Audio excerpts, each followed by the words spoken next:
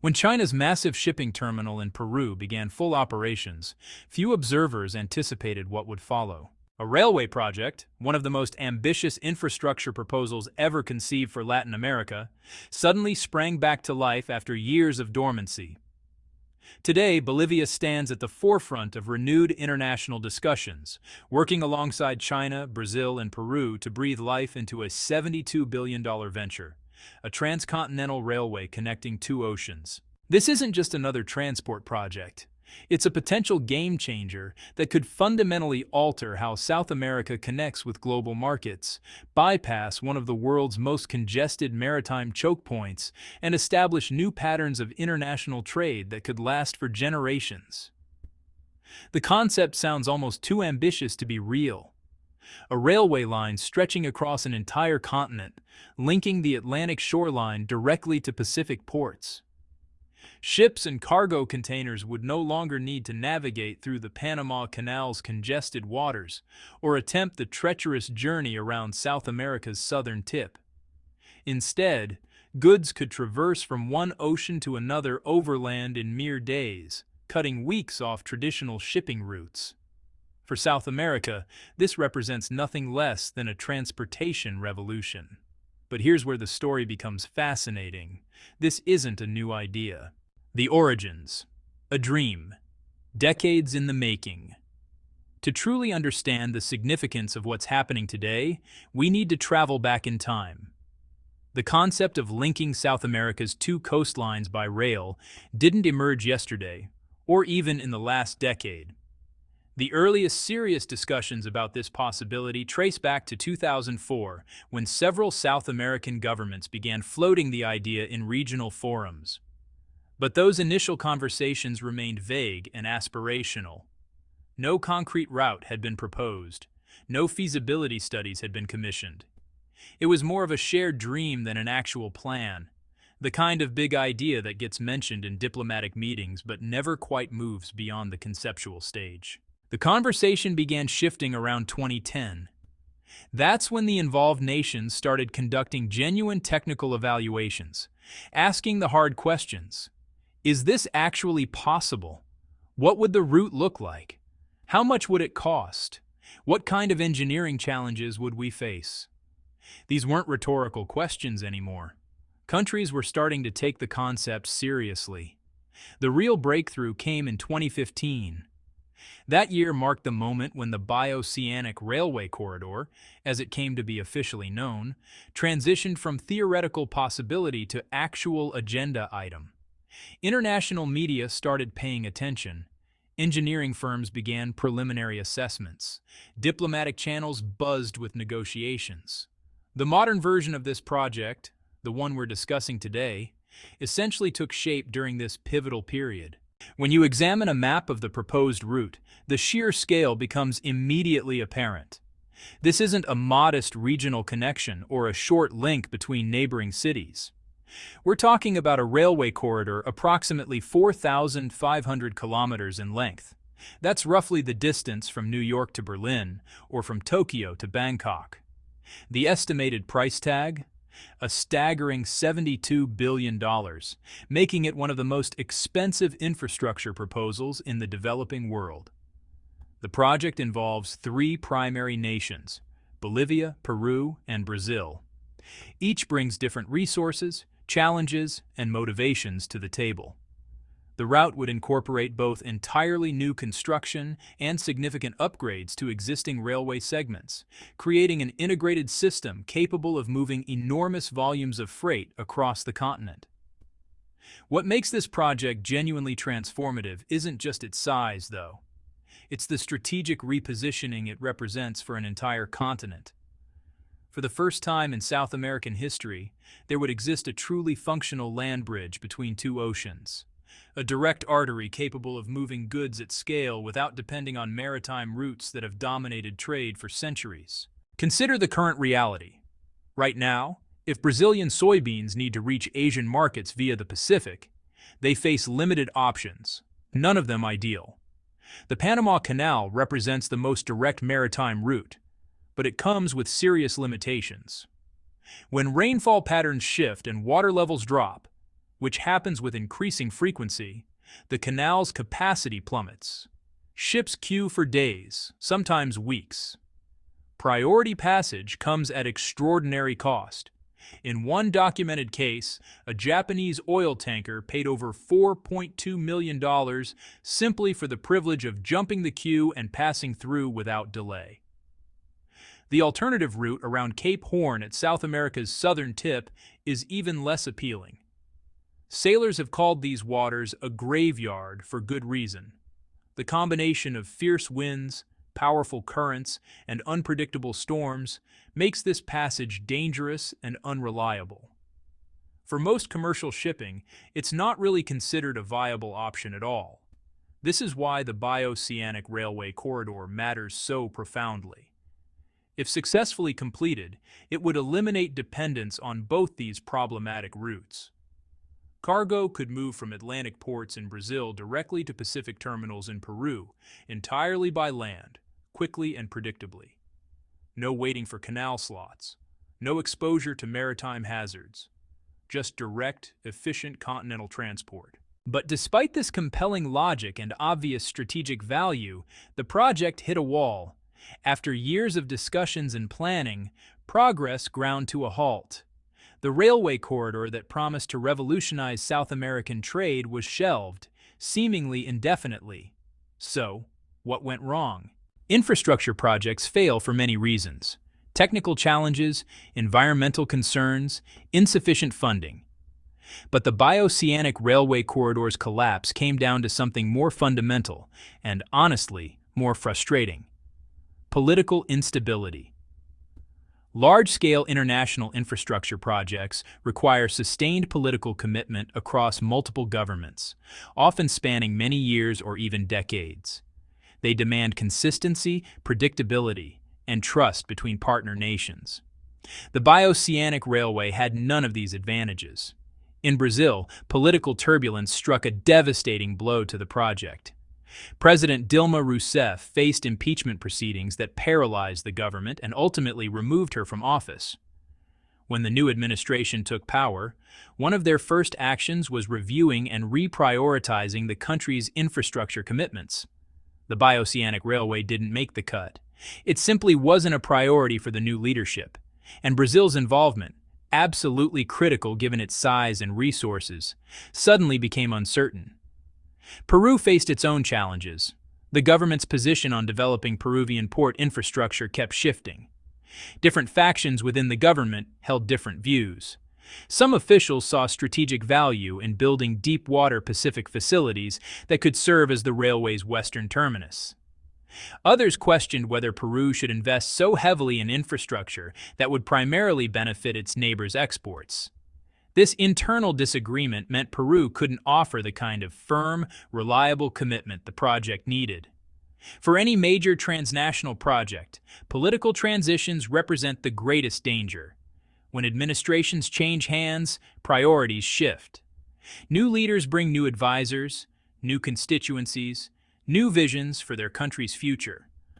What seemed essential to one government may appear wasteful or misguided to its successor. In this case, political instability didn't just slow the project down, it threatened to kill it entirely. Beyond political challenges, the economics looked increasingly difficult.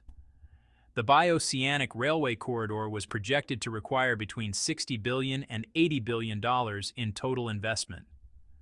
The construction timeline stretched to at least a decade, possibly longer depending on engineering challenges encountered along the way. And here's the crucial problem. None of the three countries involved had the financial capacity to fund this on their own. Brazil, despite being South America's largest economy, was dealing with its own fiscal constraints and recession concerns. Bolivia, as we'll discuss shortly, had severe economic limitations. Peru was in better financial shape but understandably reluctant to shoulder the majority of costs for a project that would benefit all three nations equally, if not more so for its landlocked neighbor. The only realistic path forward involved attracting massive international investment. But here the project ran into a classic infrastructure dilemma. The returns aren't immediate or direct. Unlike a toll road where investors can clearly see revenue streams, or a power plant that immediately begins selling electricity, a railway of this kind generates economic benefits in diffuse, long-term ways: increased trade efficiency, reduced logistics costs, improved market access. These are real and valuable benefits, but they're difficult to monetize in ways that satisfy private investors looking for clear returns on capital. With no obvious pathway to financing, momentum just continued draining from the project. But perhaps the most frustrating obstacle of all was simpler than politics or money. The three countries couldn't agree on the actual route the railway should take. For more than 5 years after the project's initial proposal, negotiations continued over the specific path the line would follow. Each country had its own priorities and preferences. Brazil wanted routes that connected its agricultural heartlands most efficiently. Peru focused on links to its Pacific ports. Bolivia had its own strategic considerations. Month after month, meeting after meeting, these discussions continued without resolution. By 2019, Bolivia had reached a breaking point. Frustrated with the endless negotiations, concerned about costs, and facing domestic political pressures, the Bolivian government made a stunning announcement. It was withdrawing from the Bioceanic Railway corridor entirely. This decision effectively killed the project. You can't build a transcontinental railway when one of the three primary countries along the proposed route refuses to participate. The Bioceanic corridor, after years of planning and discussion, simply stopped moving forward. The dream appeared to be dead. Brazil, not ready to give up entirely, proposed an alternative. Why not bypass Bolivia altogether? They suggested a new route running directly from Brazilian territory through the state of Acre into Peru. On paper, this solved the political problem. In practice, it created far worse challenges. The Brazil to Peru direct route would require construction through some of the most difficult terrain on Earth. The Amazon rainforest, with its extreme biodiversity and fragile ecosystems, presents enormous environmental and logistical challenges. Building railway infrastructure through dense jungle, across countless rivers and wetlands, while minimizing ecological damage, would be phenomenally expensive and time-consuming. Beyond the Amazon, the route would then have to cross the Andes Mountains, one of the world's most formidable natural barriers. The engineering required for this, tunnels through solid rock, bridges spanning deep valleys, tracks climbing steep gradients, would push construction costs to astronomical levels. Perhaps most critically, this alternative route would traverse regions with virtually no existing infrastructure. No roads to support construction vehicles. No local materials readily available. No nearby population centers to draw workers from. Every ton of equipment, every construction material, every worker would need to be transported into remote, undeveloped territory. The timeline would stretch indefinitely, and cost overruns would be almost guaranteed. The original route through Bolivia, whatever its political challenges, made far more sense from an engineering perspective. The terrain, while still mountainous in places, was more manageable. More importantly, Bolivia already possessed segments of railway infrastructure that could be incorporated into the larger system. Rather than building from scratch across thousands of kilometers, the project could connect existing lines, fill gaps, and upgrade older sections to modern standards. It was still a massive undertaking, but at least it was feasible. With Bolivia out and the alternative route impractical, the Bioceanic Railway corridor faded from public attention. Observers and analysts moved on to other stories. The project that had once captured imaginations and promised to reshape continental trade patterns became a footnote. Another ambitious infrastructure proposal that never quite made it off the drawing board. For several years it seemed this was the end of the story. But in the complex world of international infrastructure and geopolitical strategy, written-off projects sometimes get unexpected second chances. The turning point: how a port changed everything. November 2024 marked a moment that would prove more significant than most people realized at the time. In Peru, a massive new port facility officially opened for business. This wasn't just another port expansion or upgrade. The Chancay port, as it's known, represents a fundamentally new kind of infrastructure presence in South America. And its opening would create ripple effects that reached far beyond Peru's coastline.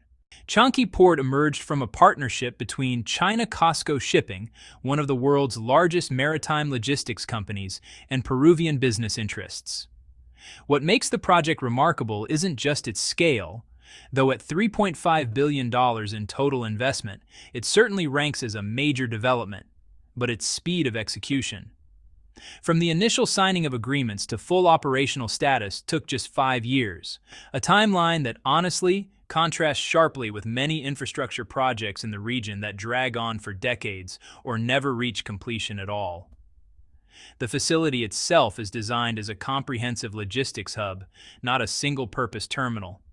It handles container shipping, which is really the lifeblood of modern international trade, alongside bulk cargo operations for commodities like minerals and agricultural products. The strategic intent is clear. Chancay Port aims to become a primary node connecting Asian markets with South America, offering modern facilities, efficient operations, and the capacity to handle the massive cargo volumes that define contemporary global trade. But here's what makes Chancay Port so relevant to our story.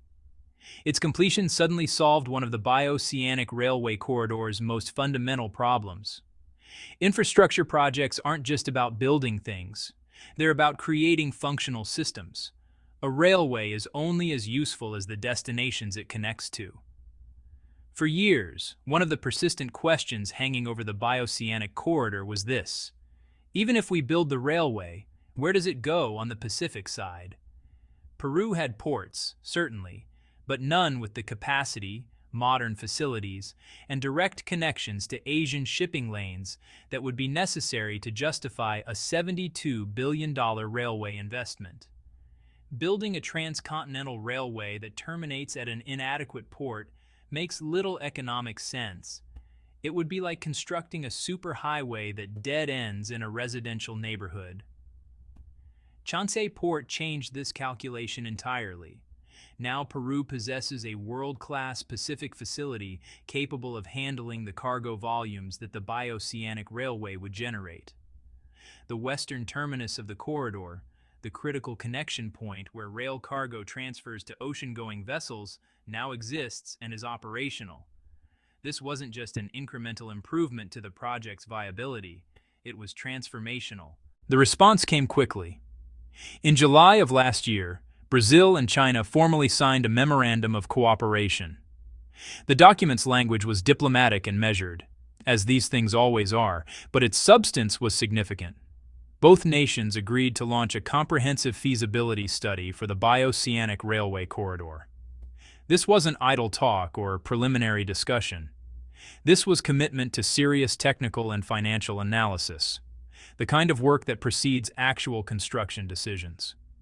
Then, in August 2025, came an even more dramatic development. Bolivia, the nation that had walked away from the project 6 years earlier, suddenly reversed course. The Bolivian president met with a high-level Chinese delegation in Sucre, the country's constitutional capital. The meetings resulted in multiple agreements covering infrastructure development and expanded bilateral trade relationships. Bolivia's foreign minister made the government's position explicit. The Bio-Oceanic Railway corridor was now considered a national strategic priority. Bolivia welcomed Chinese technical expertise and investment in transportation and logistics infrastructure. The country that had killed the project in 2019 was now actively championing its revival. This reversal raises an obvious question.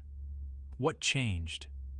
Why would Bolivia, after years of sitting on the sidelines, suddenly become enthusiastic about a project it had previously abandoned?